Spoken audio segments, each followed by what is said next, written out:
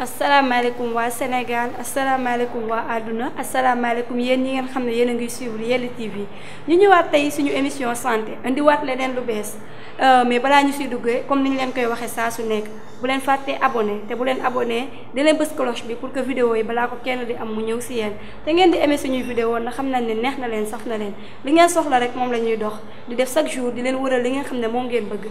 nu duggoon nag ci cosmétique yu bëri def suñuy enquête parce que dañ trouvé woon benn solution ci benn problème boo xam ne c'est mondial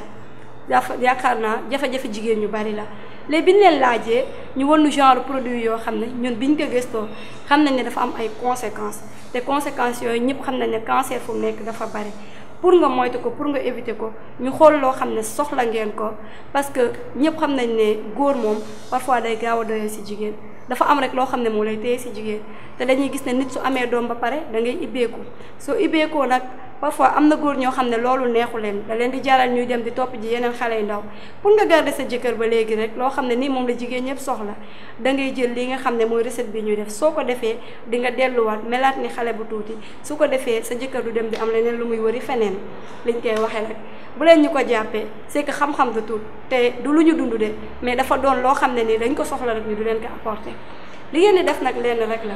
kew ngeen di jël kew ñëpp xam nañ ko moom la jigéen ñi di utiliser suñu jigéen ñu wérul yi ñu ci bari boo ko jëlee nga dëbb ko soo ko dëbbee nga lay ko boo ko layee jël poudre bi soo jëlee poudre bi nga mélanger ko ak ndox benn kuddu ngay jël kuddu bu mag nga sotti ko ci kaasu ndox yëngal ko bàyyi ko teg ko soo ko tegee bu reposé wu pendant 5 minutes su reposé wu pendant 5 minutes ci 5 minutes yooyu yow nga raxas sa kanam ba mu set comme beneen saleté bañ a pénétrer ba parce que mën na la indil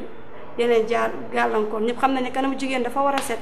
soo ko raxasee ba mu set nga fomp ko nga jël liquide bi nga def ko ci nga jël ko dugal ko ci sa kanam soo ko defee sa kanam nag doo ko raxas danga koy bàyyi noonu ba mu réagiral boppam li xam nañ ne kanam parfois am na liquide boo xam ne lépp lu ci bokk dina ko génnewaat après sooy faral di def loolu noonu di nga jotaat sa taille normale di nga delluwaat doon duñ ne xale bu ndaw sax mais bon li góor soxla ci yow di nga ko amaat loolu rek lañ leen indiloon tey di leen wax bu leen di fàttee abonné rek te di bës cloche bi ba beneen yoon